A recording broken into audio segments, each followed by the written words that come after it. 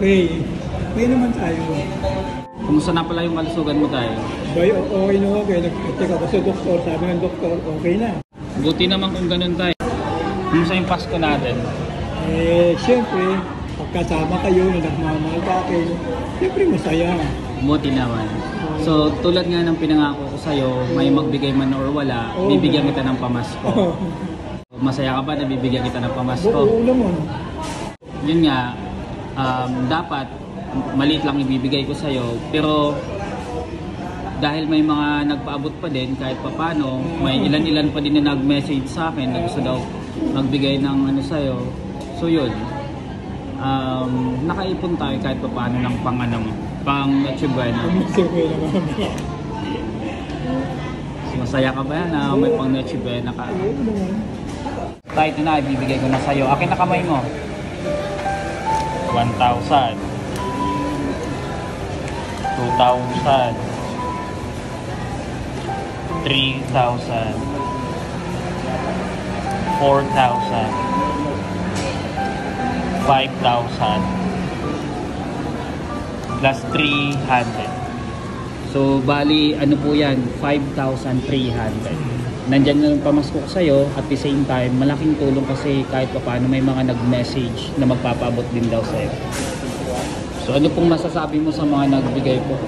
Masasabi ko na sa lahat na nagmamahal sa akin, lalo na sa Pasko nito, ako din nagpapasalamat sa inyo sa tulong na binigyan sa akin.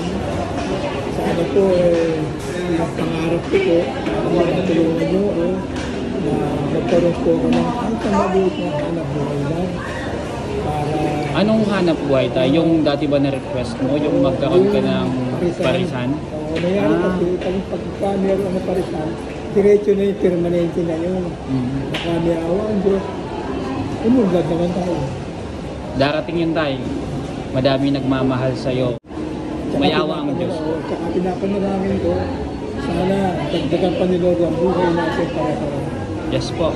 Para makita-kita pa tayo sa mahabang panahon. Yun. So tayo may pamasko, yan yung pamasko ko sa'yo at saka ng mga followers natin. Mayroon ka na panghanda mamaya sa Noche Buena. Sabi mo nga papaabutin mo pa sa New Year yan. Pwede mo din po yan bawasan para sa maintenance mo, di ba? Nagagamot ka. Then hayaan mo po, sana yung panalangin mo na magkaroon ka ng sariling parisan. Balang araw, sana matupad natin yun. Okay? Yes, mayawa ang Diyos at alam kong mahal na mahal ka niya. Saka dami nating followers na nakasubaybay. Hindi nila ako niya, mas makita mo. Yes po. Mala-mala mo, ayan na. Yun ang nag-resulta, yung naging tapat tayo. Totoo po yan tayo. Yun ang resulta. Basta doon lang tayo sa tama, sa matuwid. Para mas madaming blessings ang dumating sa atin. Blessing niya. Yun ang hinahanap niya, ni Lord. Yung tapat, sabi, diretso yan. Tama po tayo. Hindi ko na istorbohin yung oras mo. Ayaw ko nang maabala ka pa. So may huli ka pa bang sasabihin bago tayo maghiwalay ngayong araw? Masasabi ko lang, God bless sa atin. God bless tayo. Merry Christmas po. Maligayang Pasko. Merry Christmas. Maligayang Pasko.